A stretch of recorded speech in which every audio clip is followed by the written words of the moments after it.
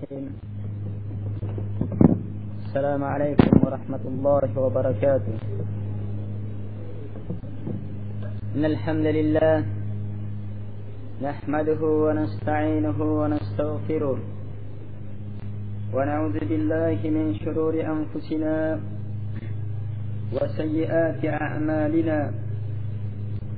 من يهده الله فلا مضل له ومن يضلل فلا هادي له. وأشهد أن لا إله إلا الله وحده لا شريك له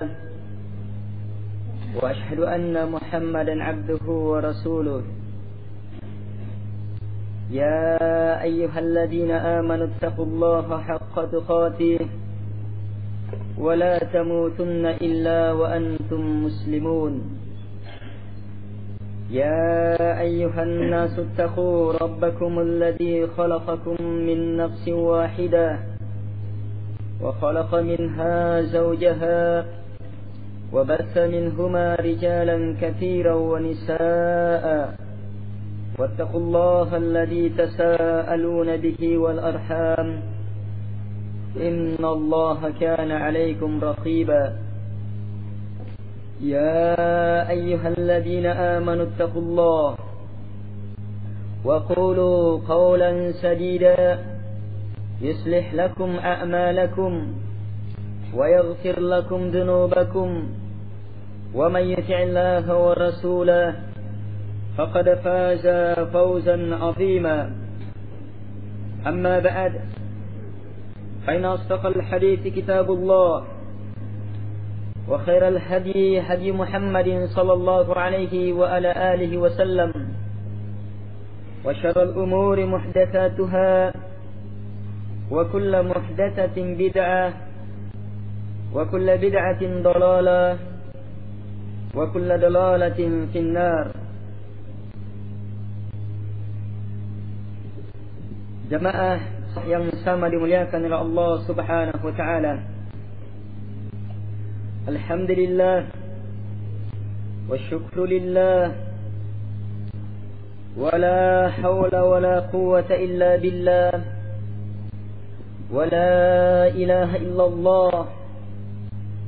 Dan berbagai kalimat-kalimat pujian kita lantunkan, ikrarkan kepada Allah Subhanahu wa taala yang terus menerus memberikan, mencurahkan serta melimpahkan kepada kita berbagai nikmat-Nya, berbagai keutamaan-keutamaannya, yang mana hal ini seluruhnya menjadi pegangan pokok bagi kita untuk terus melakukan penghambaan kepada Dia, pemberi nikmat yang sebenarnya, istiqamah di atas penghambaan kepadanya sampai nyawa kita dicabut dengan ketentuan perintah dari Allah Subhanahu wa taala.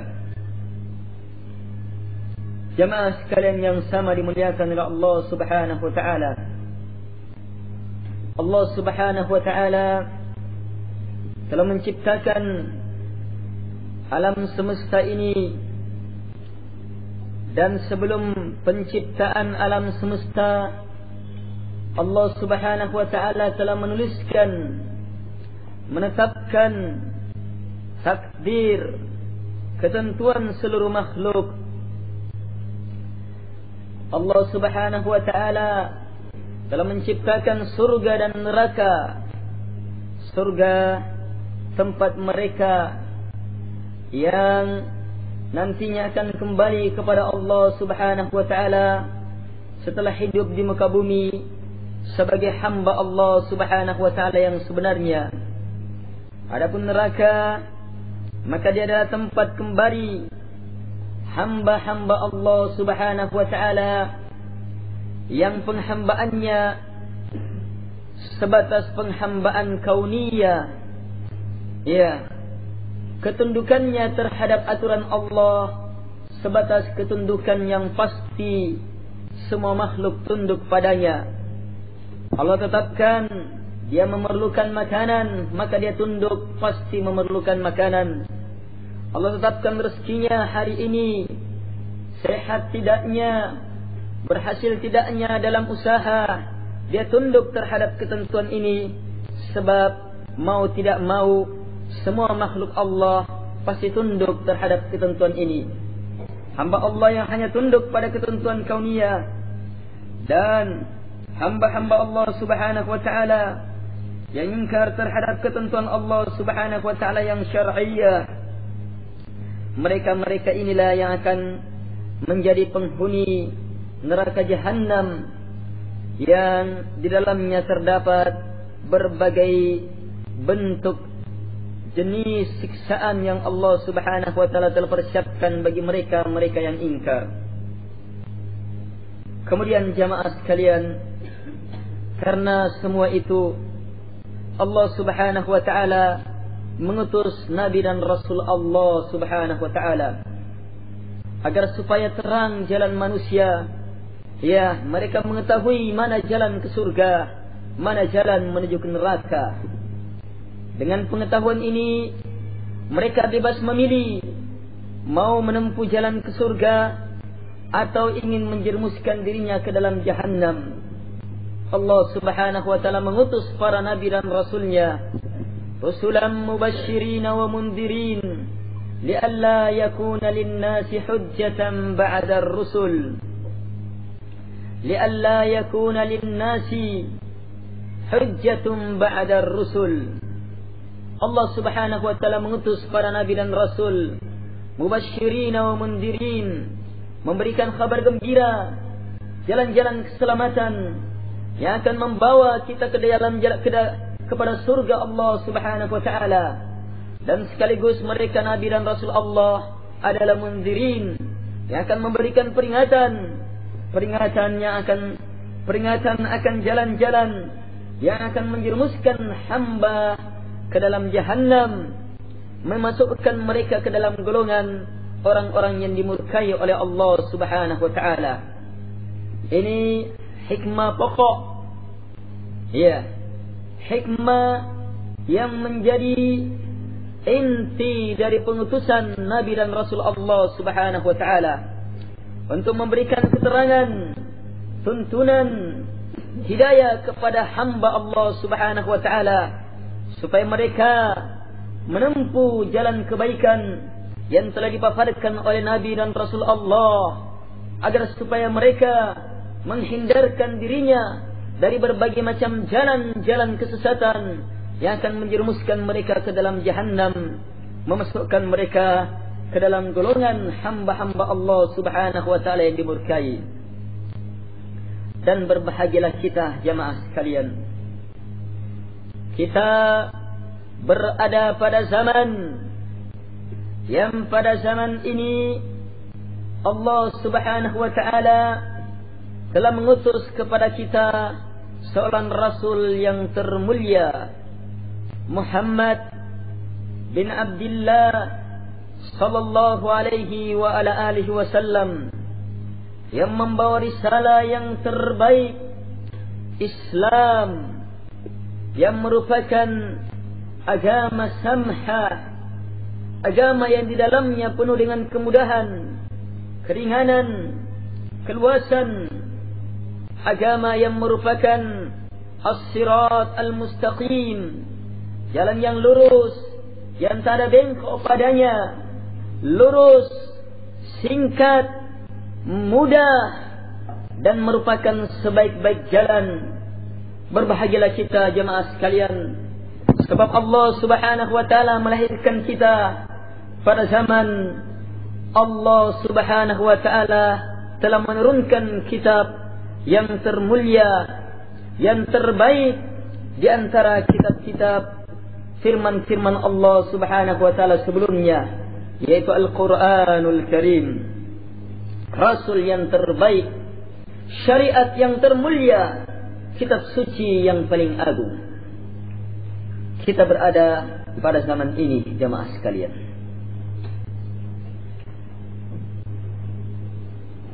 sehingga kalau kita memahami hal ini, Maka ini artinya kita sebagai hamba Allah Subhanahu wa taala yang sadar akan adanya hari berbangkit, yang sadar bahwa surga dan neraka menanti, maka wajib bagi kita untuk menempuh tuntunan, mengambil tuntunan Rasulullah sallallahu alaihi wa alihi wasallam yang merupakan sebaik-baik tuntunan.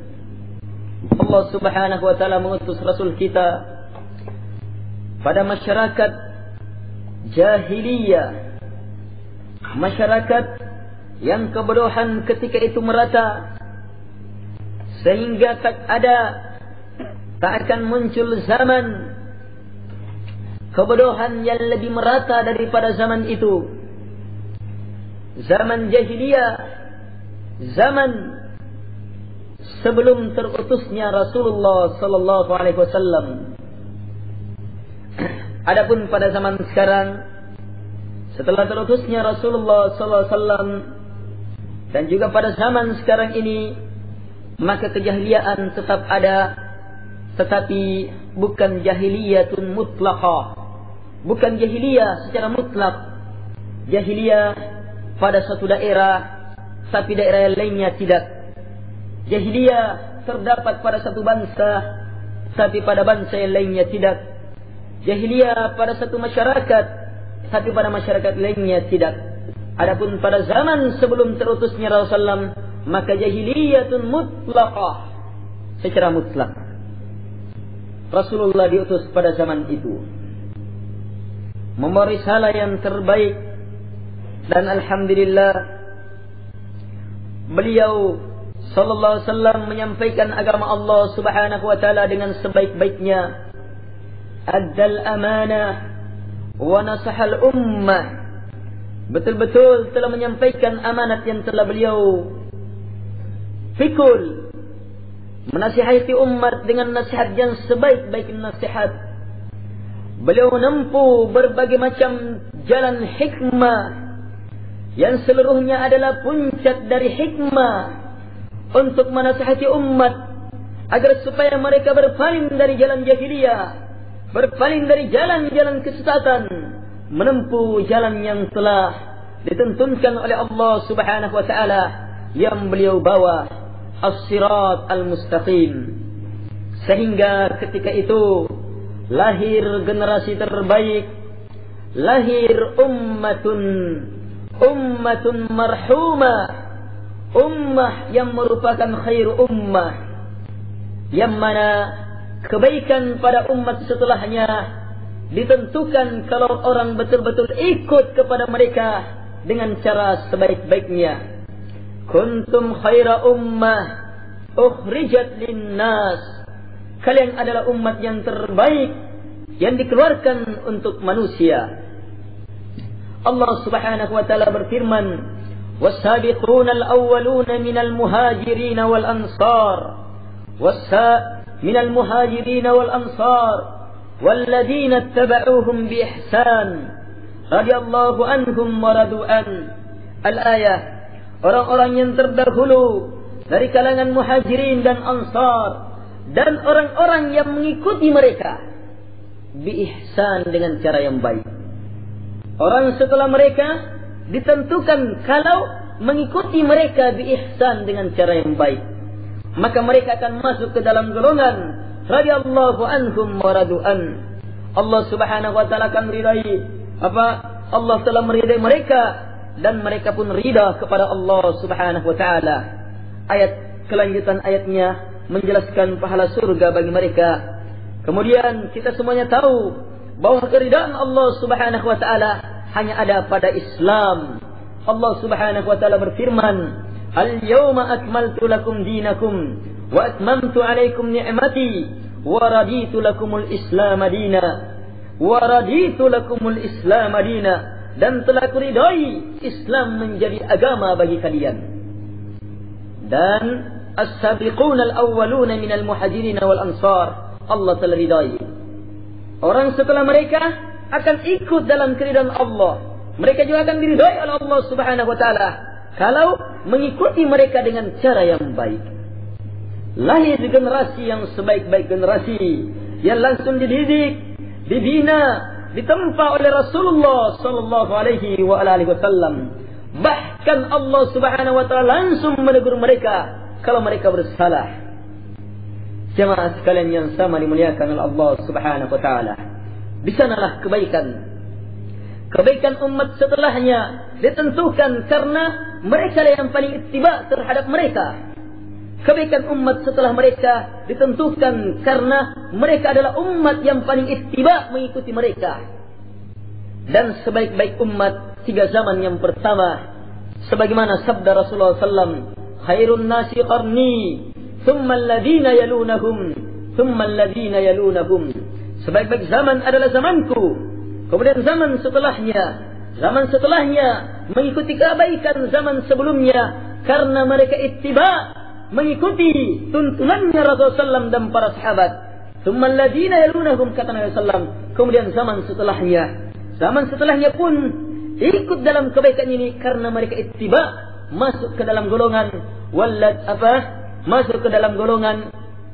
walladzina tabauhum bi ihsan, dan orang-orang yang mengikuti mereka dengan cara yang baik. Adapun pada zaman setelahnya, maka tak ada keterangan. Zaman keempat, sebagian ulama mensahihkan hadisnya, generasi yang keempat diikutkan dalam hal ini. Sebagian ulama mensahihkannya, sebagian mendiamkannya. Sayyid, ala kulli hal, zaman setelahnya itu kebaikan mereka dalam beragama di atas tuntunan Allah Subhanahu wa taala dan di atas tuntunan Rasulullah SAW, ditentukan kebaikan mereka kalau mereka ittiba kepada generasi-generasi awal. Disinilah kemuliaan orang beragama. Disinilah ketentraman seseorang hidup di muka bumi.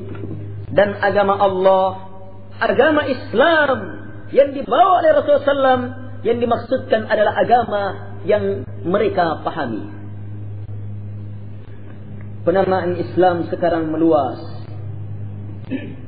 Tiap-tiap orang yang sesat menyatakan dirinya Islam, padahal ajaran yang mereka ajarkan jauh dari Islam. Jamaah sekalian yang sama dimuliakan oleh Allah Subhanahu wa taala. Pada masa-masa kemuliaan Islam, di mana Quran dan Sunnah betul-betul menjadi pedoman hidup. Quran dan Sunnah, agama Allah Subhanahu wa taala di atas segala-galanya. Kemuliaan mereka di atas Quran dan Sunnah, kehormatan seseorang kalau mereka berpegang teguh di atas Quran dan Sunnah, kebaikan mereka kalau mereka berada di atas Quran dan Sunnah. Itu ukuran ketika itu. Makhluk paling jahat, manusia yang paling bejat, orang yang paling kurang ajar ketika itu adalah orang yang berpaling dari tuntunan Quran dan Sunnah. Adapun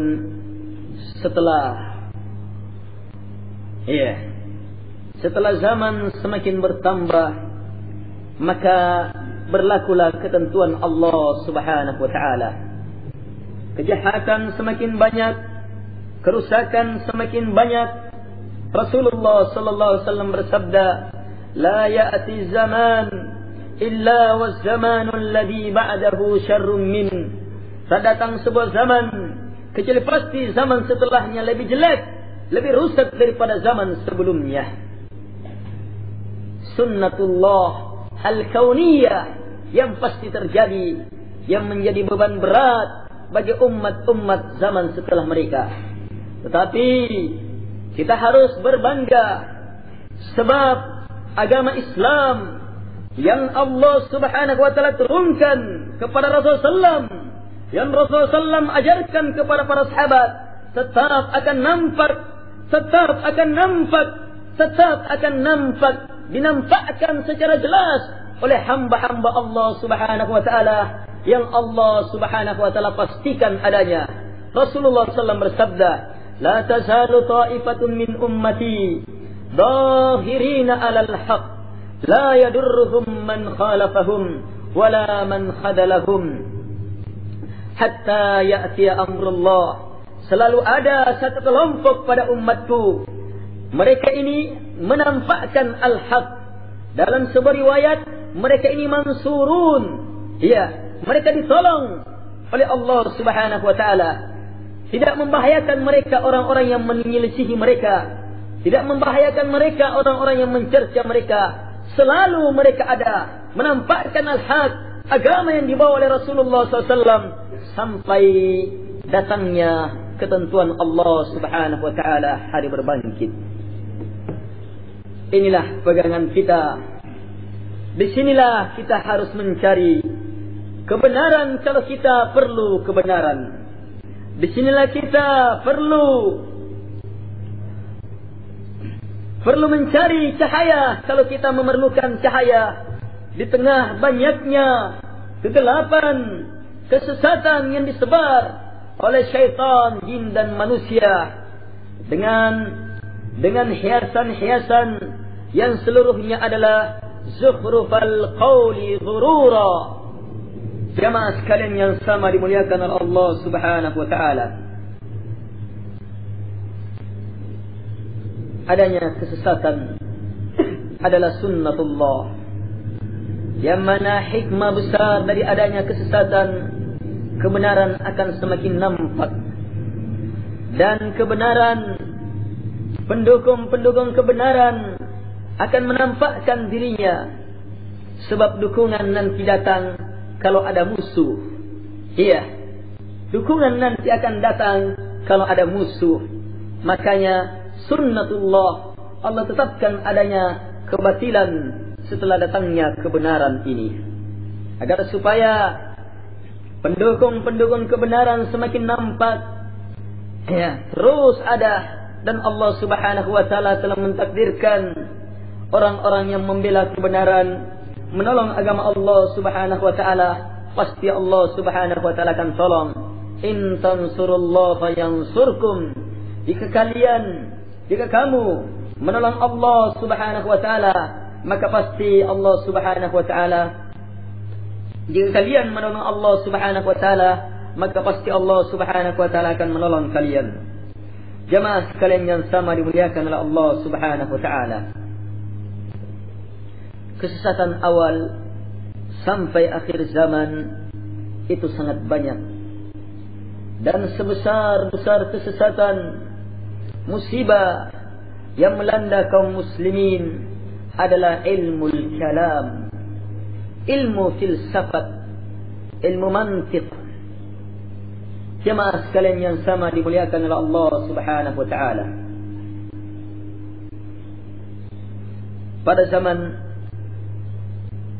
terutusnya Rasulullah SAW, pada zaman awal-awal keislaman, pada masa kejayaan Islam, pada zaman terbaik Islam, ilmu kalam itu tak ada, ilmu mantiq itu tak ada, ilmu filsafat itu tak ada. Kalaupun ada, maka titik-titik kecil yang kemudian ditebas oleh para sahabat, yang kemudian ditebas oleh imam-imam kaum muslimin setelah para sahabat. Jamaah sekalian yang sama dimuliakan oleh Allah Subhanahu wa taala, ini peristiwa ini dapat kita lihat terhadap kejadian yang menimpa Subayq, ya, orang yang muncul di Irak, yang mempertanyakan, sering bertanya tentang perkara-perkara mutasyabihat, hal-hal yang meragukan. Ya, sering dia tanya ini. Kerjanya, kesenangannya bertanya tentang perkara-perkara ini. Akhirnya beritanya sampai kepada Amirul Mukminin Umar bin Khattab radhiyallahu anhu ketika itu. Beliau tahu betul ini adalah musibah, maka beliau tuntaskan dengan pengobatan yang sebaik-baik pengobatan, yang seandainya pengobatan ini diterapkan, maka semua orang akan mengatakan terlalu keras. Ya, semua orang akan mengatakan kamu telah menzalimi seseorang. Semua orang akan mengatakan cara pengobatanmu adalah sistem pengobatan yang memecah belah umat. Umar bin Khattab radhiyallahu anhu mengobati dia dengan cara memanggil. Kemudian beliau memperjelas apa yang betul begitu keadaan orang ini. Setelah itu beliau hukum dengan hukuman cambuk. Dicambuk, ya, sampai berdarah, memar. Setelah itu diobati, sembuh, dicambuk lagi sampai berdarah. Setelah itu diobati, sembuh, dicambuk lagi, kepalanya hancur dengan cambukan-cambukan ini. Setelah itu sampai akhirnya Subaik berkata, "Ya Amiral Mukminin, seandainya engkau ingin membunuh saya, maka bunuhlah saya dengan cara yang baik. Seandainya dan jika seandainya engkau ingin menghilangkan penyakit yang saya miliki, maka demi Allah sungguh telah hilang semuanya." Mengaku dia. Sampai di sini pengobatannya. Tidak sampai di sini. Umar bin Khattab radhiyallahu anhu, hamba Allah yang terbaik, umat Muhammad SAW yang terbaik, umat para nabi yang terbaik setelah Abu Bakar As-Siddiq radhiyallahu anhu. Iya. Yang keilmuannya sangat dalam. Iya, dalam memahami Quran dan Sunnah. Beliau selanjutnya mengobati dengan cara, ya, bisa selesai hukuman cambuk, dikembalikan ke negerinya dengan ketentuan jangan ada seorang pun juga yang mendekati dia, jauhi, dan dapat hukuman orang yang mendekati. Sampai akhirnya dia rasakan berat beban dijauhi oleh orang-orang, hidup di kalangan kaum muslimin sementara dia mengaku muslim seperti orang asing. Ya, sampai akhirnya betul-betul dia rasakan beban yang sangat berat. Sadar dengan sesadar-sadarnya, taubat dengan taubatan nasuha, betul-betul menyadari kesesatannya, membuang dengan sejauh-jauhnya kesesatan yang telah derita. Setelah itu sahabat yang berkuasa di Irak ketika itu melaporkan kepada Umar bin Khattab radhiyallahu anhu bahwa Subaik telah baik dan memperbaiki keislamannya. Baru setelah itu Umar bin Khattab radhiyallahu anhu menarik ketentuan hijrah itu, memboikot dia. Ini jamaah sekalian, ini sikap bagaimana mereka para sahabat ketika muncul bibit-bibit kalam. Ini kalam, iya, ini kalam, bibit-bibit kalam muncul ketika itu. Jamaah sekalian yang sama dimuliakan oleh Allah Subhanahu wa taala. Pada zaman Nabi SAW pun pernah muncul perkara ini. Pada zaman Nabi pernah muncul perkara ini. Tapi langsung Rasulullah SAW tebas dengan pedang yang sangat tajam. Sehingga tertutup fitnah ketika itu.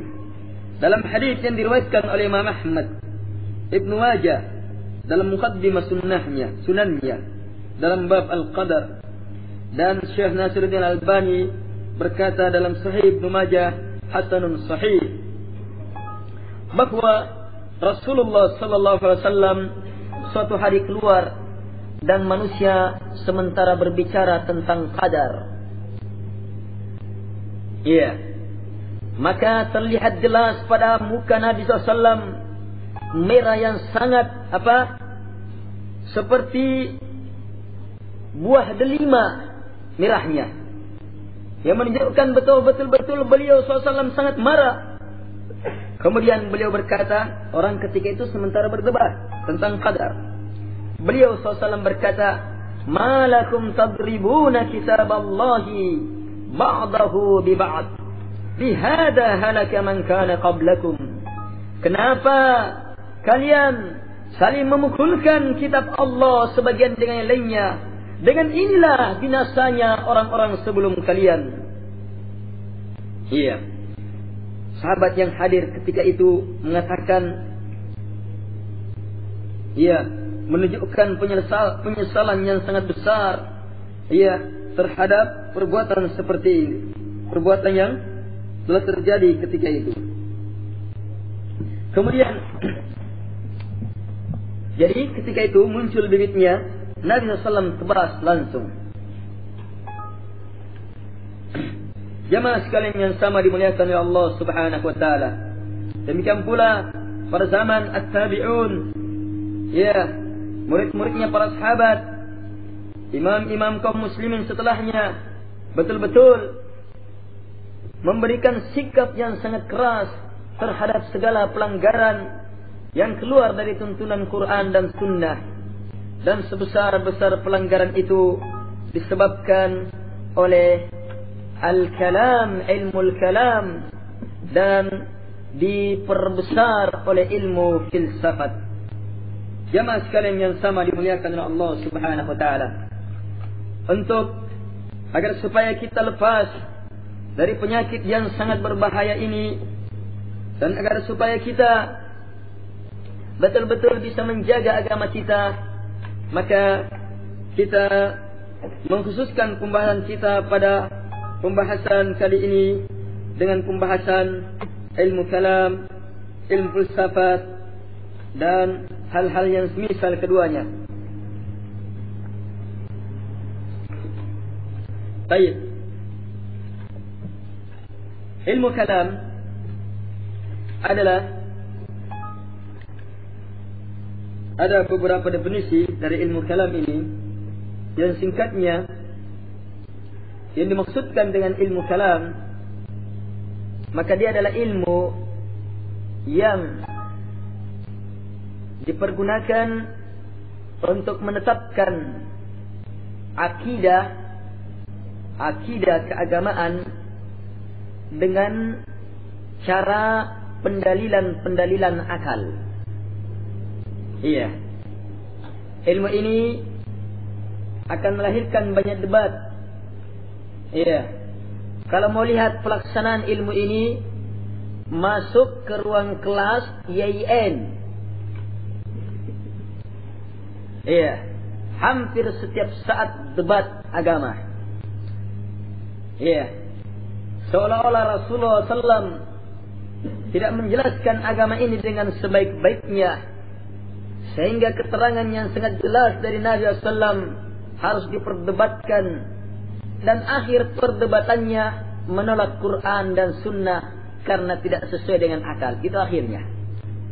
Iya. Ilmu sesat akan mengajarkan kesesatan yang akhirnya ke dalam kesesatan. Baik. Kalam dari sisi bahasa, ya, berbicara. Tapi yang dimaksudkan dalam istilah ilmu kalam, maka ilmu yang menggunakan pendalilan-pendalilan akal untuk menetapkan akidah. Baik. Akidah keagamaan. Adapun ilmu filsafat, maka dia adalah ilmu yang membahas tentang hakikat, tabiat sesuatu dengan menggunakan pendalilan akal pula. Hanya filsafat cakupannya lebih luas, ilmu kalam khusus dalam pembahasan keyakinan. Sebelum ilmu filsafat masuk dalam Islam, masyarakat Islam, ilmu kalam sudah ada. Iya. Itu tadi pada zaman Nabi. Ilmu kalam, ilmu debat. Iya. Mempermasalahkan Quran dan Sunnah dengan akal. Enggak didebat. Kayaknya tidak cocok, begini yang betul, kayaknya tidak sesuai dengan ini dan lainnya. Ini dia. Kalam seperti ini. Iya. Pembahasan, pembicaraan akliyah yang arahnya menentang, tidak sesuai dengan zahir, nas, keterangan dalam Quran dan Sunnah. Ini sudah ada. Pada zaman Nabi SAW tapi ditebas. Pada zaman sahabat Nabi SAW ini semakin banyak tetapi ditebas. Pada zaman setelahnya semakin banyak tetapi ditebas. Zaman setelahnya semakin banyak tetapi disikapi dengan sikap yang sangat keras. Adapun pada zaman setelahnya, maka semakin banyak dan semakin banyak, tapi tetap la tazalu ta'ifatun min ummati, selalu ada kelompok yang menetapkan kebenaran itu. Yang membantah, menghabiskan hujjah-hujjah ilmu kalam, ilmu filsafat. Jelas jemaah. Ilmu kalam ini kemudian semakin mengakar dalam akidah kaum muslimin. Itu disebabkan oleh beberapa sebab. Sebab yang pokok, karena adanya percampuran antara kaum muslimin yang memang tidak pernah mengenal ilmu-ilmu filsafat, ilmu debat seperti itu dalam beragama, tidak pernah mengenal kesesatan yang dimiliki oleh orang-orang Persia Romawi ketika itu, bercampur dengan kaum muslimin yang baru masuk Islam dari Persia, Yunani, Yahudi, Nasara. Sehingga pertemuan ini dalam masyarakat yang terjadi ketika negeri kaum muslimin telah berhasil mengalahkan negeri-negeri kafir, sehingga banyak orang-orang kafir masuk ke dalam Islam, yang tentunya awal keislamannya masih memegang pikiran-pikiran yang dipegang oleh agama mereka, bercampur dalam masyarakat Islam, terjadi pembauran. Masuk. Jelas, saya akan banyak perdebatan. Perdebatannya dari dua sisi, 3 sisi. Yang pertama, kaum muslimin yang sudah Islam tapi masih mempunyai dasar-dasar pikiran agama sebelumnya, itu akan bertanya, kenapa begini, kan? Sesuai dengan dasar agamanya. Pertanyaan mereka muncul ini dari dasar kesesatan. Sehingga muncul. Ketika pertanyaan dilontarkan kepada orang yang tidak paham agama, akan semakin tersebar kesesatan ini. Kemudian dari sisi lain, orang-orang negeri-negeri kafir yang ditaklukkan bercampur dengan kaum muslimin dan tetap berada dalam agama mereka. Mereka masuk dalam daerah muslim sebagai orang kafir yang membayar jizyah, kafir dhimmi. Tetap hidup dalam kaum muslimin, bersama dengan kaum muslimin. Menyebarkan juga. Jadi banyak sekali hidup dalam lingkup satu masyarakat, sehingga tersebar pikiran-pikiran. Dari sisi lain, memang ada orang-orang kafir yang sengaja masuk Islam, masuk ke dalam Islam dengan maksud untuk merusak Islam, menyebar kesesatan dalam agama Islam, sehingga muncul hal-hal yang seperti ini. Sehingga ini sebab pertama terjadinya pembauran antara berbagai agama, mazhab dalam masyarakat Islam, sehingga menyebabkan ilmu kalam semakin subur. Ilmu-ilmu yang arahnya debat, jidal, untuk keluar dari ketentuan Quran dan Sunnah, tidak mau mengambil secara langsung Quran dan Sunnah, mempermasalahkan dulu dengan ara, pendapat dan hawa nafsu mereka. Sejahat-jahat perkara ini yang langsung masuk, kafir dia, masuk ke dalam Islam untuk merusak Islam, Orang seperti ini namanya zindiq. Ya, orang yang seperti ini namanya zindiq. Ini di antara definisi zindiq. Iya, sebesar-besar tokoh yang merusak agama dengan cara seperti ini adalah Abdullah ibn Saba. Orang Yahudi, kafir Yahudi, masuk ke dalam Islam, merusak agama Islam, kemudian menanamkan kesesatan-kesesatan dalam Islam dengan arah perasaan cinta terhadap ahli bait Nabi sallallahu alaihi wasallam. Muncullah Syiah. Iya. Karena itu kesesatan agama Syiah Itsna Asyariyah Rafidah yang ada sekarang itu mempunyai kemiripan dengan ajaran-ajaran Yahudi. Sampai-sampai ada kitab sekarang, ada kitab terbit beberapa tahun yang lalu, 2 jilid. Iya, yang khusus membahas persamaan Yahudi dengan Itsna Asyariyah Rafidah. Iya. Keyakinannya orang-orang Yahudi diambil dari kitab-kitabnya orang Yahudi. Kemudian disamakan dengan keyakinannya orang-orang Syiah Itsna Asyariyah Rafidah yang diambil dari kitab-kitab induk mereka. Mereka mempunyai kutubul arba'ah, bahkan kutubus tamaniyah. Iya. Mau menandingi kutubus sittah. Iya. Tapi semua kitabnya dusta. Iya.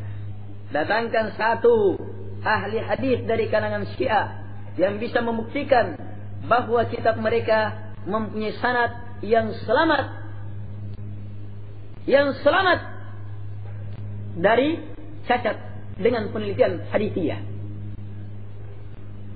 Walaupun satu hadis yang datang dari jalan mereka, tapi bukan dari jalannya Ahlus Sunnah ya.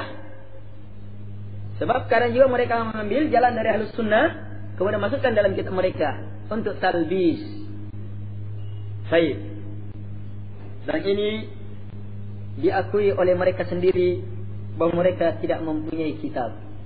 Kitab mereka itu nanti muncul belakangan, kemungkinan besar setelah Syekhul Islam Ibnu Taimiyah mengeluarkan Minhajus Sunnah, membantah kesesatan mereka, kebodohan mereka dalam hadis, bahwa mereka tidak mempunyai hadis. Setelah itu muncul. Ini bisa dilihat. Iya. Kitab-kitab mereka muncul setelah itu.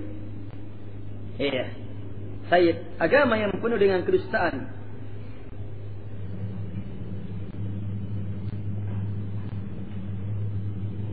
Jemaah sekalian yang sama dimuliakan oleh Allah Subhanahu wa taala. Munculnya yang seperti ini semakin menimbulkan munculnya banyak fitnah, dan ini adalah ladang yang sangat subur bagi ilmu kalam. Jelas. Sebab semakin banyak keraguan sehingga debat semakin meluas, sehingga meragukan Allah berkata seperti ini, oh jangan dulu, kayaknya seperti ini, kayaknya seperti ini. Muncul. Ini kalam. Baik. Hal yang kedua, dan ini termasuk perkara yang sangat hebat yang memukul kaum muslimin, yang menyebabkan banyaknya kesesatan masuk, bahkan boleh dikata tidak tersebar bid'ah secara hebat di negeri-negeri kaum muslimin kecuali setelah perkara ini diterjemahkannya kitab-kitab Yunani, ilmu filsafat, ilmu mantiq ke dalam Islam. Setelah penerjemahan ini sudah ilmu kalam yang memang debat ini yang arahnya ke akal, tidak sesuai dengan akal, Quran dan Sunnah pendalilannya bisa ditolak, ketemu dengan ilmu filsafat yang memang itu luar biasa jemaah sekalian. Apalagi dalam posisi ilmu kalam sudah tersebar. Iya. Kaum muslimin yang rendah pemahamannya terhadap Quran dan Sunnah merasa perlu ilmu lain dari Quran dan Sunnah untuk mendebat orang-orang Yahudi dan Nasara yang terus menghembuskan kesesatan-kesesatan kepada kaum muslimin. Mereka berpikir kita perlu ilmu debat yang mereka miliki. Diterjemahkan Rendahan terhadap agama. Iya. Quran dan Sunnah ditinggalkan, larut dalam kitab-kitab seperti itu. Baik. Kita akan menyebutkan di sini beberapa sebab. Ada kisah di sini. Dipersingkat saja. Penerjemahan itu semakin banyak. Awal penerjemahan itu pada zaman Khalid ibn Yazid ibn Muawiyah. Khalid ibn Yazid ibn Muawiyah. Ini orang yang suka ilmu. Ya. Sayyid Khalid ibn Yazid ibn Muawiyah. Berarti cucunya Muawiyah radhiyallahu anhu. Beliau ini meninggal pada tahun 90 Hijriah. Berarti penerjemahan ini sudah ada pada abad pertama, akhir abad pertama, pertengahan atau akhir abad pertama. Ini terjemahan sudah ada. Iya. Kemudian pada zaman ini semakin tersebar penerjemahan ini pada zaman Yahya ibn Khalid al-Barmik. Iya, ahli bid'ah yang terkenal bid'ahnya merusak agama Allah Subhanahu wa taala, dan dia karena dekat dengan pemerintah ketika itu, bahkan tokoh besar dalam pemerintahan, maka dia mempunyai keleluasaan dalam merusak. Dialah yang meminta kepada pembesar di negeri Romawi, ya, pembesar di negeri Romawi, agar supaya mengeluarkan buku yang disimpan. Ya, Romawi sini yang beragama Nasara. Raja, pembesar Romawi, ya, paham betul mereka. Ya, mereka mempunyai kitab-kitab dari kitab-kitab peninggalan dahulu Yunani, ilmu filsafat, ilmu mantik, banyak sekali di dalamnya kitab ini. Yahya ini, ya, Yahya bin Khalid mengetahui kitab itu. Akhirnya, singkat ceritanya, dia kirim hadiah ke pembesar sana. Kirim hadiah terus dia kirim hadiah. Raja mulai berpikir, pembesar sana berpikir, ini pembesarnya orang Arab ini memerlukan sesuatu ini, pasti ini. Iya. Dan dia khawatirkan memang buku itu yang dia inginkan. Ternyata setelah itu dia meminta ketegasan apa yang dia inginkan oleh yang mengutus kami itu ketika datang utusan yang membawa hadiah. Iya, sampai akhirnya Yahya ini menyatakan dia ingin buku itu. Katanya nanti setelah selesai dia akan kembalikan, gitu prosesnya. Ini permintaannya Yahya. Kembali, selesai dikembalikan lagi. Tapi pembesar Yunani ini mengumpulkan seluruh pendeta-pendeta, pembesar-pembesarnya dan lainnya, sampai akhirnya keluar kesepakatan bahwa dikasih semuanya, tidak usah dikembalikan.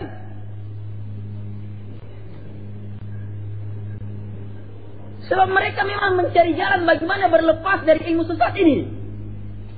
Mereka dapatkan ternyata orang yang mereka takuti, kaum muslimin, mereka tidak takuti, ya kan? Mereka takut terhadap kaum muslimin. Mereka juga dengki terhadap kaum muslimin. Mereka juga takut terhadap kitab ini. Ada kesempatan besar untuk mengungkap ini. Kebencian terhadap kaum muslimin, merusak kaum muslimin, dan sekaligus berlepas dari ilmu sesat ini. Kirim semuanya, dan kita nyatakan tidak usah dikembalikan. Setelah itu dipanggil, dikirim. Setelah itu Yahya memanggil seluruh orang-orang sesat yang tahu ilmu bahasa Faris dan lainnya, ilmu bahasa-bahasa Yunani, untuk menerjemahkannya ke dalam bahasa Arab. Penerjemah-penerjemah yang disebutkan dalam sejarah yang menerjemahkan ini, itu seluruhnya dikenal orang-orang sesat. Seluruhnya dikenal sebagai orang-orang sesat. Sebab tidak ada yang tahu ilmu itu kecuali orang sesat. Sindik, banyak-banyak sindik yang menerjemahkannya. Baik, jemaah sekalian yang sama dimuliakan oleh Allah Subhanahu wa taala. Sampai akhirnya tersebar ilmu kalam, mendapatkan tambahan kekuatan. semakin tersebar, meluas ilmu kalam. Jelas. Kalau keluasannya, kalau sampai sekarang lebih hebat lagi keluasannya. Kalau dulu itu masih banyak sekali para ulama yang menentang, menghantam dan lainnya. Seandainya bukan karena kekuatan pemerintahan yang mereka kuasai, maka habis. Tapi sekarang ilmu kalam yang sudah bercampur dengan ilmu filsafat sehingga tidak bisa lagi dibedakan. Muncul ilmu filsafat dalam pelajaran agama. Iya. Muncul lagi filsafat Islam. Muncul ilmu tauhid. Ilmu tauhid. Bagus kan ilmu tauhid? Iya bagus. Tapi coba lihat pelajaran ilmu tauhidnya ilmu apa? Ilmu tauhidnya ilmu kalam. Iya. Banyak saja yang belajar. Ini ikhwan. Berarti akidah kaum muslimin yang diajarkan, tauhid akidah kan? Akidah yang diajarkan sekarang di masyarakat adalah ini dia. Racun yang sangat ditakuti oleh orang-orang Nasara. Diajar di sekolah yang paling top di negeri kita. Waliyadzubillah. Jemaah sekalian yang sama dimuliakan oleh Allah Subhanahu wa taala. Sehingga semakin tersebar ilmu kalam. Sebab ketiga. Ini sebab pokok. Jauhnya kaum muslimin dari Al-Quran dan Sunnah. Dan bersamaan dengan jauhnya ini, mereka bodoh terhadap Quran dan Sunnah. Iya. Baik. Syekhul Islam Ibnu Taimiyah rahimahullah ta'ala mengatakan, iya. Di sini banyak diungkap Syekhul Islam Ibnu Taimiyah sebab beliau termasuk ulama yang terpaksa mengetahui sedikit ilmu kalam. Itu pun tidak beberapa hari. Iya, hanya beberapa hari beliau melihat ilmu kalam. Beliau kuasai dan menghantam ilmu kalam dengan pendalilan-pendalilan yang sangat hebat. Iya, dalam kitab beliau misalnya Dar'ut Ta'arud bainal aql wan naql. Iya, dalam kitab Minhajus Sunnah, dalam Majmu' Fatawa, dalam beberapa kitab beliau dalam Majmu' Fatawa itu menjelaskan perkara itu. Baik. Jadi beliau betul-betul dalam situ. Beliau mengatakan sudah diketahui bahwa orang-orang yang membesarkan filsafat dan kalam, orang yang membesarkannya, apalagi kalau ahli filsafat dan ahli kalamnya, orang-orang yang membesarkan filsafat dan kalam dan yang meyakini kandungannya, itu ditahu betul mereka adalah orang-orang yang sangat jauh ilmunya dari hadits Nabi SAW. Orang yang sangat jauh dari mengikuti mereka pengikut-pengikut hadits Nabi SAW. Dan ini adalah perkara yang sangat perkara yang mahsus, diindrai. Maksudnya terlihat oleh mata, terdengar oleh telinga. Bahkan jika mau disingkap keadaan mereka, maka kamu akan dapatkan mereka adalah orang yang paling bodoh terhadap hadis-hadis Nabi SAW, terhadap keadaan Nabi SAW, terhadap perkara-perkara yang batin dan zahir. Kamu akan dapatkan kebanyakan orang-orang awam lebih pintar dari mereka. Ini nanti akan disebutkan perkataan salah seorang ulama kalam yang mengakui bahwa mereka lebih bodoh. Iya, akan banyak sebentar. Ulama kalam ya, kita akan sebutkan sebentar katanya nanti. Baik. Kamu akan dapatkan mereka tidak bisa membedakan mana hadis, mana yang telah disabdakan oleh Nabi, mana yang tidak disabdakan oleh Nabi. Sampai-sampai kamu akan dapatkan imam-imam mereka itu tidak bisa membedakan mana Quran, mana yang bukan Quran. Iya, bahkan kata beliau, bahkan kadang kalau kamu sebut ayat, mereka akan mengatakan la nusallim sihhatal hadits. Iya, padahal kamu sebut ayat ini, kamu membacakan ayat, kemudian dia mengatakan kita tidak bisa langsung tetapkan hadisnya ini. Padahal ayat disebut ini. Ini waliyadzubillah. Iya, bahkan kadang kamu katakan sabda Nabi SAW seperti ini, dia mengatakan ayatnya tidak seperti itu. Iya. Ini jamaah sekalian, ini yang sampai kepada kami, dan yang tidak sampai lebih banyak lagi, kata beliau. Yang tidak sampai lebih banyak lagi. Ini boleh sebutkan, ini disebutkan oleh Syekhul Islam Taimiyah dalam Majmu' Fatawa jilid 4, ikhtisar ya, jilid 4 halaman 95-96. Baik, ini sebab yang ketiga. Jauhnya mereka dari Quran dan Sunnah, dan bodohnya mereka dari Quran dan Sunnah, sehingga kalam semakin menjamur. Baik, sebab yang keempat, lemahnya keimanan di dalam diri. Iya, lemahnya keimanan di dalam diri. Lemahnya keimanan orang di dalam diri. Iya, sehingga menyebabkan, ini jelas ya, sebab yang pokok ya. Bahkan hampir semua kesesatan itu disebabkan karena melemahnya iman. Iya, apalagi kesesatan yang merupakan kesesatan yang sangat diupayakan oleh syaitan. Waliyadzubillah. Jamaah sekalian yang sama dimuliakan oleh Allah Subhanahu wa taala. Baik, ini beberapa sebab yang menyebabkan ilmu kalam ini tersebar.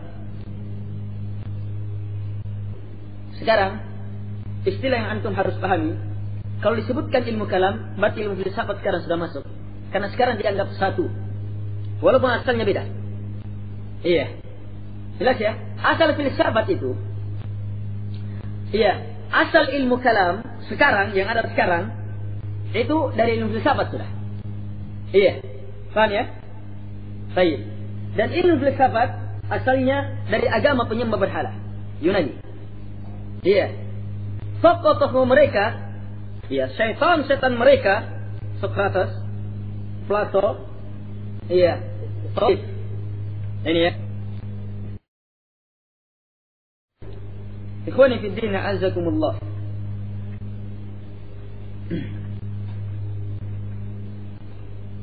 Pembahasan selanjutnya, setelah kita mengetahui sebab-sebab yang menyebabkan ilmu kalam ini semakin tersebar, dan antum harus tahu betul bahwa penyebaran sekarang ini sampai dalam batas ilmu kalam adalah ilmu pokok agama, akidah kaum muslimin yang harus disebar. Iya, bukan sampai sekarang saja nih. Iya, jelas ini ikhwan. Bukan hanya dalam bentuk sekarang. Apa? Semenjak dahulu. Bahkan Abu Hamid Al-Ghazali mengatakan ilmu kalam adalah awal dari semua ilmu. Yang tidak mengawali ilmunya dengan ilmu kalam, maka tidak teranggap sebagai orang berilmu. Kalau begitu Rasulullah SAW, para sahabat yang belum pernah muncul ilmu kalam di situ, ini orang-orang tidak berilmu. Waliyadzubillah. Baik, ini ikhwah. Guru memang. Apalagi dalam sekarang. Ini pada zamannya Imam Al-Ghazali. Pada zaman sekarang gimana? Ini ikhwah. Waliyadzubillah. Waliyadzubillah, musibah jamaah sekalian. Dan sampai sekarang tekanan, penjelasan, ya, bahwa ilmu kalam adalah musuh Islam, racun yang merusak agama Islam, merusak kaum muslimin, merusak masyarakat, belum terungkap, belum tersingkap, masih tertutup dengan serapat-rapatnya. Ini awas sekalian. Ini keadaan kaum muslimin sekarang. Waliyadzubillah. Jamaah sekalian yang sama dimuliakan oleh Allah Subhanahu wa taala. Sekarang kita akan mengetahui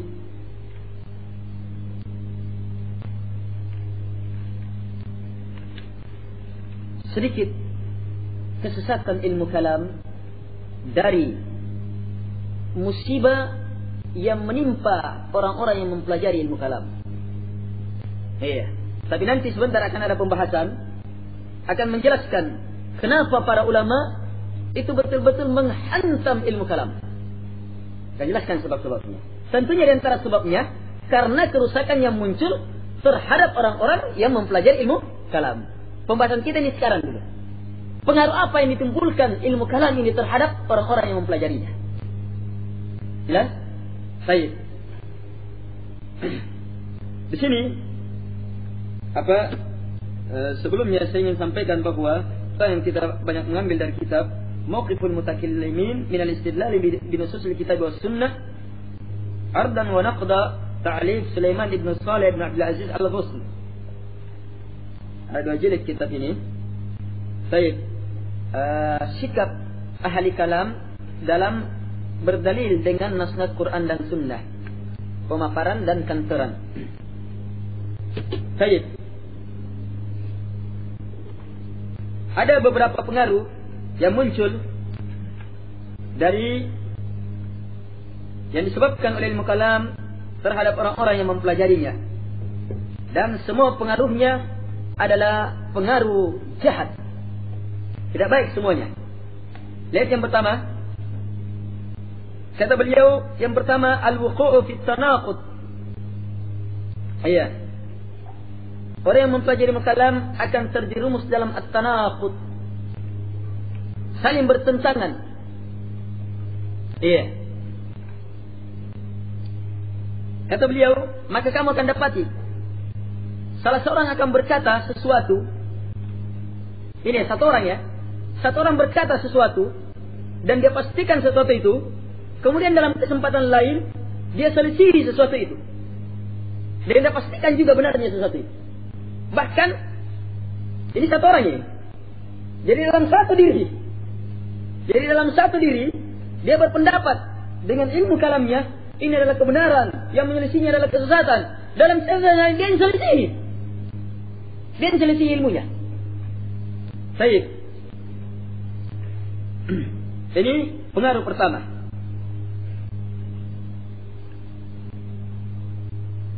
Bahkan kata beliau,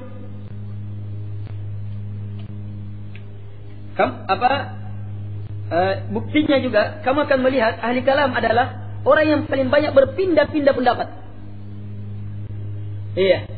Pendapat dia habis sini. Tanah aku terus. Iya. Sebab akal pijakannya. Siapa yang akalnya lebih pintar bisa kalahkan dia dalam debat, maka kalah. Baik. Maka dia akan mengambil pendapat itu. Bahkan ya, kita sudah sebutkan ya. Kadang dalam satu pendapat dia menjazmkan, memastikan kafirnya yang berpendapat seperti itu. Iya, kafirnya yang berpendapat yang menyelisih pendapat itu. Tapi dalam kesempatan yang lain dia menyelisih pendapat itu. Baik, ini ya. Dalil akan hal ini dapat dilihat dalam Al-Irsyad yang dikarang oleh Al-Juni, halaman 140, 181. Kemudian Naqdul Mantiq halaman 42. Dan bisa juga dilihat dalam kitab Syekhul Islam Ibnu Taimiyah Dar'ut Ta'arud jilid 1 halaman 158 sampai 159, dan Minhajus Sunnah jilid 2 halaman 190. Dia mengambil pula Sawa'iqul Mursalah yang dikarang oleh Ibnu Qayyim rahimahullahu taala jilid 3 halaman 1158. Baik. Yang kedua, ini pengaruh yang muncul. Ini pengaruh semuanya bisa terlihat waqi', nyata. Iya. Yang kedua, katratus syakki wal hairati wal ittirab wa adamil wusuli ila al-yaqin. Banyaknya keraguan. Iya, bimbang, heran. Dan jadi bersamaan dengan banyaknya keraguan yang mereka dapatkan, mereka tidak sampai ke dalam tahap yakin. Tidak pernah sampai dalam yakin itu. Iya. Syekhul Islam Ibnu Taimiyah rahimahullahu taala berkata, sungguh kamu akan dapati manusia yang paling besar keraguannya, manusia yang paling besar ittirab, terjadi pada mereka kegoncangan, dan manusia yang paling lemah ilmunya dan yakinnya adalah mereka. Dan ini adalah perkara yang mereka dapatkan dalam diri mereka sendiri. Mereka dapatkan dalam diri mereka sendiri dan disaksikan oleh manusia. Baik. Kemudian kata beliau, terus menerus ada imam-imam mereka, imam ahli kalam, yang mengkhabarkan tentang keadaan mereka sendiri. Sampai-sampai Abu Hamid Al-Ghazali sendiri berkata, "Aktsarun nasi syakkan 'indal mauti ahlul kalam." Manusia yang paling banyak keraguannya ketika mau mati adalah ahli kalam. Demikian pula Abu Abdullah Ar-Razi, kata beliau, dan ini termasuk puncak imam dalam kalam. A'zamun nas fi hadzal bab. Manusia yang paling tinggi kedudukannya dalam ilmu kalam, tapi ternyata dia yang paling ragu, paling banyak keraguan dalamnya. Kemudian ini nanti akan disebutkan juga beberapa perkataan-perkataan mereka ini. Ar-Razi kita akan sebutkan perkataan penyesalan dia dari ilmu kalam dan lainnya. Kemudian lihat perkataan Ibnu Wasil Al-Hamawi. Beliau ini ulama ilmu mantiq, pintar, tapi kepintarannya salah penempatannya. Zaka, jenius dia. Ulama mantiq. Dia digelar dengan qadil qudah. Qadinya para qadi. Kepintaran dia. Tapi gelar seperti ini tidak pantas ya. Pemutlakan karena al-qudah pakai Islam tidak boleh secara mutlak. Sayyid. Beliau berkata, lihat, beliau sendiri mengungkapkan keadaan dirinya. Astalqi ala qafaya. Saya baringkan diriku tidur secara terlentang. Wa ada'il milhafata ala nisfi wajhi. Kemudian saya letakkan pada mukaku, pada separuh mukaku selimutku. Terlentang, kemudian letakkan pada separuh mukanya selimutnya. Thumma adkurul maqalat wa hujaj haula'i wa haula'i wa i'tirada haula'i wa haula'i hatta yatla'al fajar wa lam yatarajjah indi syai'. Dalam kondisi seperti itu, ini kondisi siap betul mau meneliti. Ya kan? Sampai mulut muka sudah. Kemudian setelah itu saya mengingat al-maqalat, pendapatnya orang. Hujahnya ini, bantahannya ini. Sampai muncul fajar. Tidak ada yang rajih, yang saya bisa rajihkan. Tidak ada yang saya bisa kuatkan. Tetap dalam keadaan bingung. Yang mana yang betul? Baik. Ini jamaah sekalian. Kebanyakan imam-imam kalam dan ilmu filsafat, dari berbagai macam jalan-jalan mazhab mereka ini, itu telah menjelaskan perkara ini. Mereka tahu betul bahwa mereka tidak sampai dalam ilmu dan yakin. Ini dapat dilihat dalam kitab Al-Istiqamah yang dikarang oleh Syekhul Islam Ibnu Taimiyah, jilid 1 halaman 79, dan As-Sawa'iqul Mursalah jilid 2 halaman 664 sampai 669. Bisa juga dilihat dalam kitab Mauqif Ibnu Taimiyah minal Asy'ariyah. Sikapnya Ibnu Taimiyah rahimahullahu taala terhadap Asy'ariyah. Di situ diungkapkan keherangan, keraguan-keraguan mereka terhadap ilmu mereka itu. Baik. Musibah yang ketiga yang mereka dapatkan,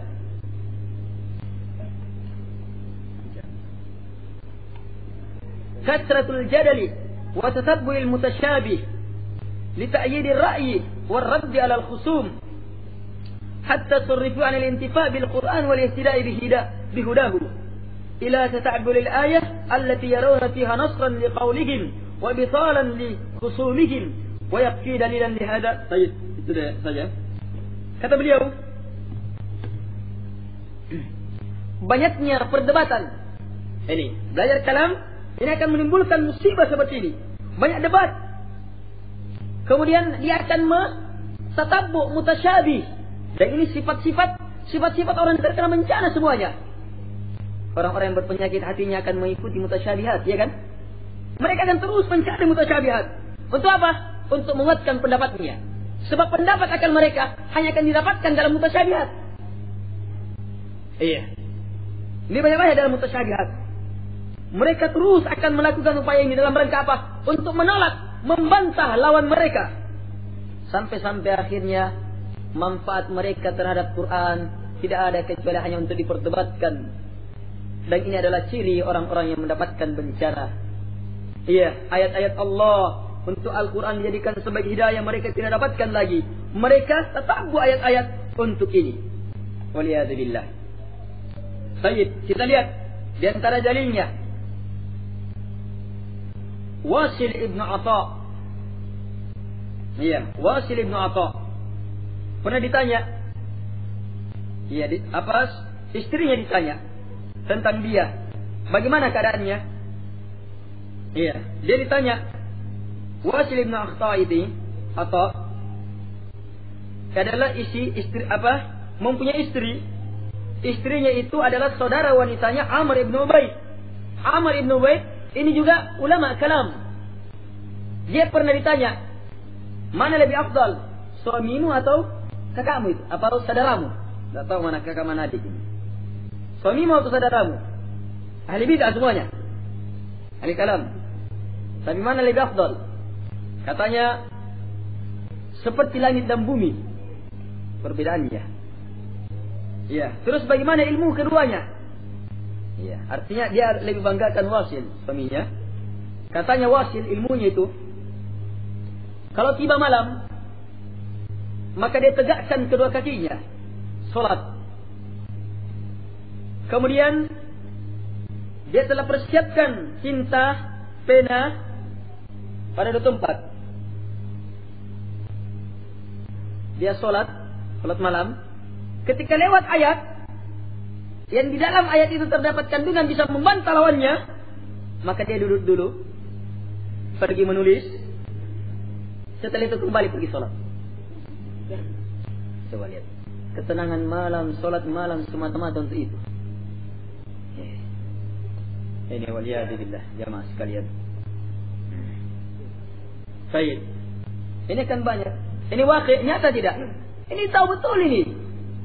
Iya. Yang ada kita langsung lihat sajalah.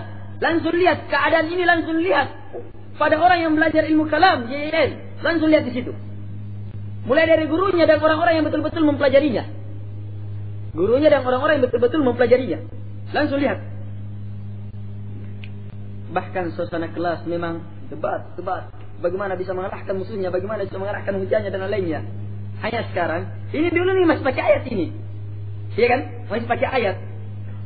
Iya. Ketika Nabi yang pakai ayat saja, Nabi sudah luar biasa marahnya. Iya. Jelas ya? Sekarang itu banyak-banyak yang pakai ayat. Bahkan ayat dibahas agar supaya tidak dipahami sesuai dengan maknanya. Ayat berkata haram. Iya. Muncul perdebatan. Bagaimana ini? Haram atau halal ini? Padahal ayatnya bilang haram ini.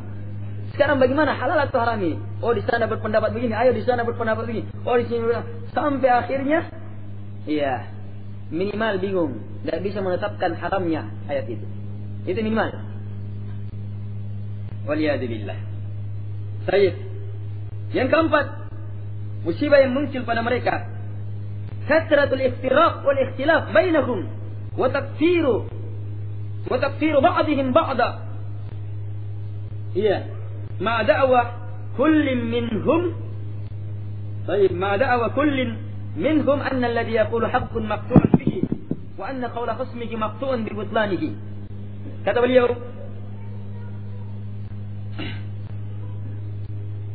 musibah yang keempat yang menimpa orang-orang yang mempelajari ilmu kalam, filsafat, itu mereka adalah orang yang paling banyak perpecahan di antara mereka. Iya. Perpecahan di antara mereka. Orang yang paling banyak perpecahan di antara mereka. Bahkan sebagian mereka mengkafirkan sebagian yang lainnya. Iya. Itu pun tiap mereka menyatakan bahwa pendapat mereka maqtu' dipastikan. Padahal tiap orang jenius. Iya. Tiap orang jenius menggunakan akalnya. Ini. Jelas jemaah. Dan ini juga waqi'. Jangankan yang seperti ini, Jangankan satu orang dengan orang yang lainnya. Dia saja bersama dirinya, itu saling memperdebatkan dirinya. Diri lawan diri. Iya. Lihat kitab ilmu kalam. Lihat kitab filsafat. Ilmu satu membantah ilmu lainnya. Jelas jemaah. Yang kelima, musibah yang menimpa mereka karena mempelajari ilmu kalam. Qillatu ta'zimin nusus syar'iyyah wa za'mu annaha la tufidu al-yaqin wa mu'aradatuha bi awhamil uqul bal sarraha man sarraha minhum anna al-akhdha bi dhawahir an-nusus syar'iyyah min usulil kufr. Rendahnya pengagungan mereka terhadap nas-nas syariat. Iya. Rendah. Pengagungan mereka terhadap Quran dan Sunnah. Nas berkata haram, itu rendah itu. Pernyataan haram itu ketika mereka terima itu rendah. Iya. Quran, hadis, apalagi hadis. Iya. Tapi kalau pendapat syaitan, Plato, Sokrates, iya. Pendapat-pendapat mereka, hawa nafsu mereka, Tuhan. Seolah-olah jadi Tuhan sudah. Waliyadillah. Di atas segala-galanya. Ini musibah muncul pada mereka. Rendah pengagungan pemulihan mereka terhadap nas-nas syariat. Iya. Muncul dalam diri mereka apa? Mereka menganggap bahwa Al-Quran dan Sunnah tidak bisa mendatangkan keyakinan. Muncul penentangan terhadap Quran dan Sunnah dengan hayalan akal-akal mereka. Bahkan di antara mereka ada yang menyatakan secara tegas.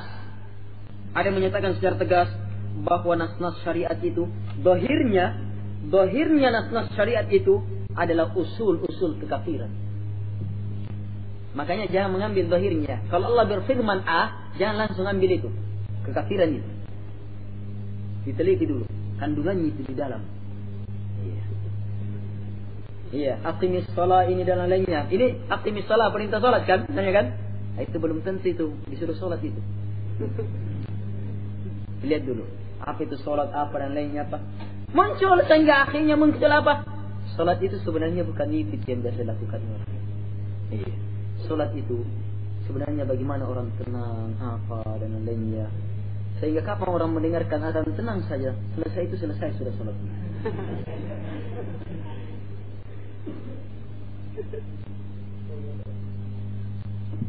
Baik, jemaah sekalian yang sama dimuliakan oleh Allah Subhanahu wa taala. Ini dapat antum lihat dalam kitab Hasyiatus Sawi 'alal Jalalain jilid 2 jilid 3 halaman 9. Kemudian musibah lain yang menimpa mereka, al-ghulu fi ta'zimil aql. Iya. Baca langsung ya. Mereka berlebih-lebihan dalam mengagungkan akal. Kita akan jelaskan nanti di akhir pembahasan bagaimana sikap, bagaimana sebenarnya akal, kedudukan akal itu. Ahlus sunnah berada di pertengahan. Tidak menolak akal, tapi tidak juga mengagungkan, mendahulukan di atas Quran dan Sunnah. Iya. Baik. Nanti akan dijelaskan. Baik.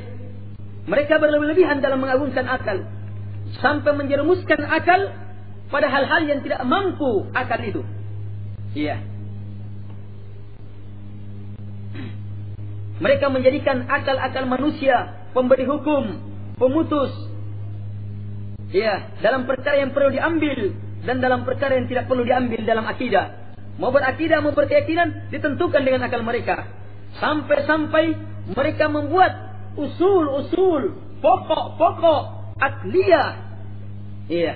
Yang mana dengan usul ini mereka kafirkan, mereka memfasikkan, mereka menyalahkan orang-orang yang menyelisih mereka. Ini jamaah sekalian. Ini beberapa musibah yang menimpa orang-orang yang mempelajari ilmu kalam. Inilah di antara sebab yang menyebabkan para ulama kaum muslimin betul-betul tegas mentahdir ilmu sesat ini. Baik. Jamaah sekalian yang sama dimuliakan oleh Allah Subhanahu wa taala. Pembahasan kita selanjutnya agar supaya lebih jelas bagaimana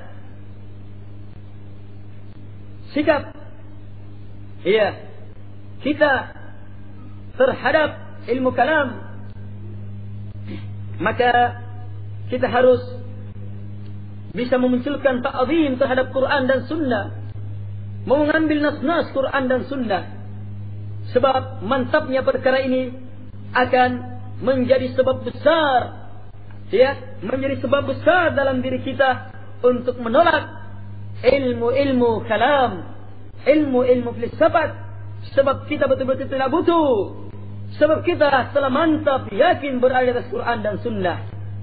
Tapi yang betul jamaah, qillatut ta'zim atau dha'ful iman terhadap Quran dan Sunnah, nas-nas syariat, merasakan dirinya lebih pintar daripada Allah Subhanahu wa taala dan Rasulnya, merasakan lebih pintar dalam berbahasa daripada Allah Subhanahu wa taala dan Rasulnya, merasakan perkataannya lebih tepat, susunan kalimat mereka lebih tepat, sehingga kapan Allah berkata, mereka perlu mentakwil, menolaknya kalau tidak sesuai dengan akal.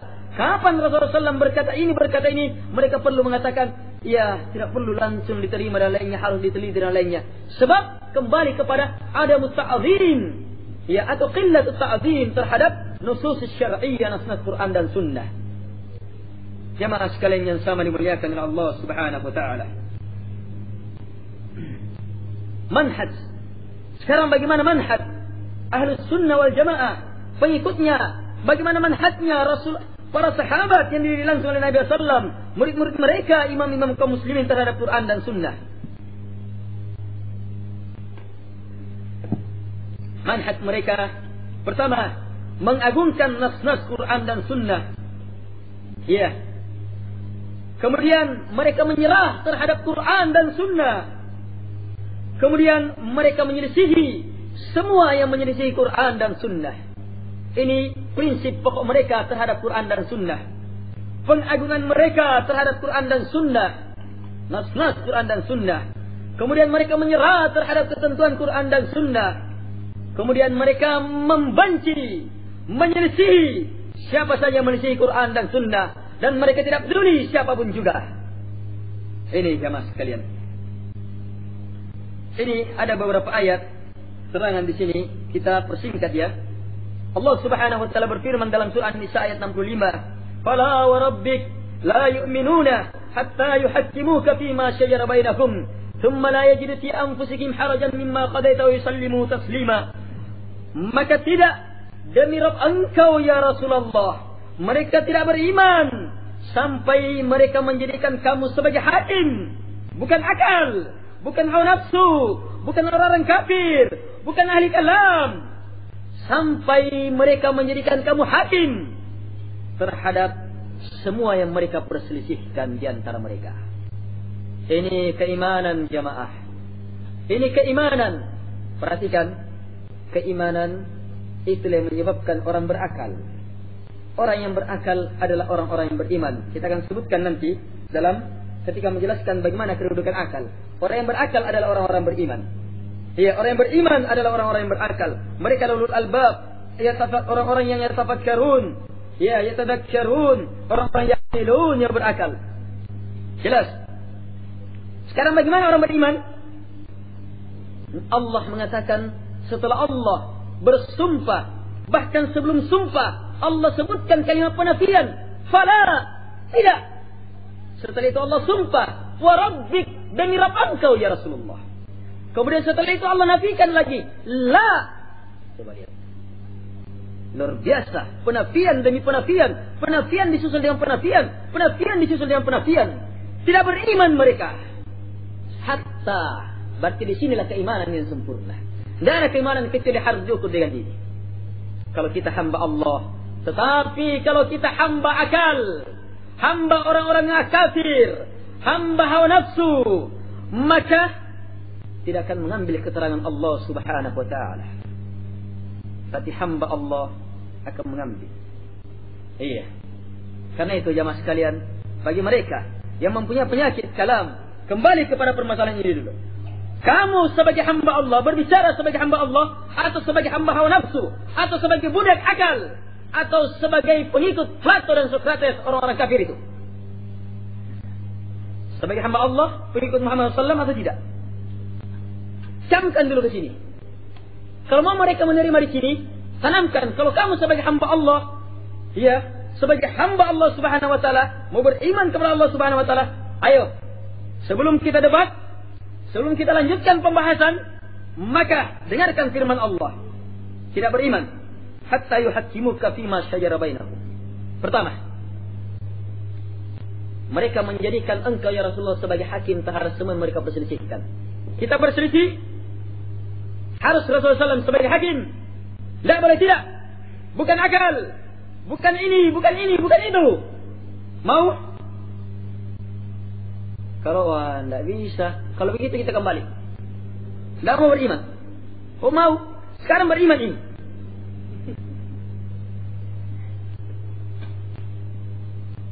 Jelas jemaah. Baik. Itu pun kembali kepada Nabi belum semuanya. Masih ada summah. Masih ada summah. Kemudian kesempurnaan iman di sini. Menjadikan Nabi sebagai hakim. Kemudian la yajidu fi anfusihim haraja mimma qadaita. Yang kedua. Jadi yang pertama kembali Nabi sebagai hakimnya. Sekarang yang kedua, mereka tidak dapatkan dalam diri-diri mereka haraja, ketidaksenangan dari semua yang kamu telah putuskan ya Rasulullah. Nah, ini lebih berat lagi nih. Karena kalau mulutnya mengatakan saya terima, belum tentu hatinya, ya kan? Sementara kesempurnaan iman di sini, hati sekarang diukur dengan hati sekarang. Tidak ada, harus tidak ada ketidaksenangan. Kesempurnaannya wa yusallimu taslima. 3. Menyerah, tunduk, ridha terhadap keputusan engkau ya Rasulullah.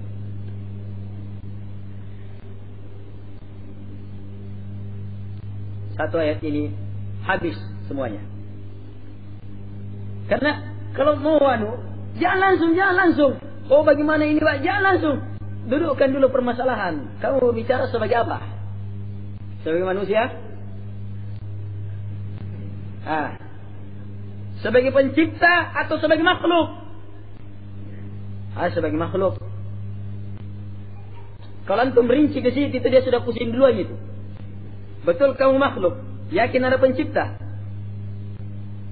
Yakin ada pencipta? Kalau antum mau jawabkan yakin ada pencipta terhadap ilmu kalam, ahli kalam, itu dia akan sampai kepada bingung. Sebab ilmu kalam, inti pembahasan ilmu kalam kepada pembahasan ini saja nih. Allah pencipta. Itu kalau berhasil sampai di sana. Kalau berhasil sampai di sana, pendalilan akal yang mereka ini arad ini dan lain-lainnya, tujuannya agar supaya Allah pencipta, penguasa. Padahal dalam akidah kaum muslimin sampai saja belum tentu muslim kan? Iya. Iya tidak? Sampai saja belum tentu muslim. Sebab orang-orang kafir saja yang diperangi oleh Nabi SAW masih meyakini Allah pencipta alam semesta.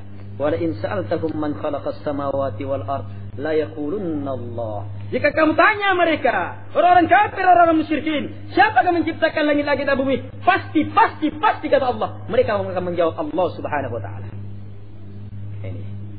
Jadi begini akhirnya. Jadi perjalanannya luar biasa, ke sana kemari. Untung kalau kita jatuh di jurang sini, sebentar jatuh di jurang sini, sebentar jatuh di jurang sini, sebentar jatuh di jurang sini. Kalaupun ada yang sampai apa? Dapat bukan hasil. Paham? Bukan hasil. Di akhir pembahasan antum akan lihat. Adapun Quran, pendalilan Quran akal. Ada pendalilan akal. Pendalilan akal Quran langsung sampai ke atas. Iya, menetapkan Allah sebagai Rabb, pencipta, penguasa dan lainnya. Dengan dalil akal Allah Subhanahu wa taala tetapkan. Ini. Jelas ya? Kita akan jelaskan nanti insyaallah taala. Baik, ikhwani fi din azzakumullah. Ayat yang lain Allah Subhanahu wa taala berfirman.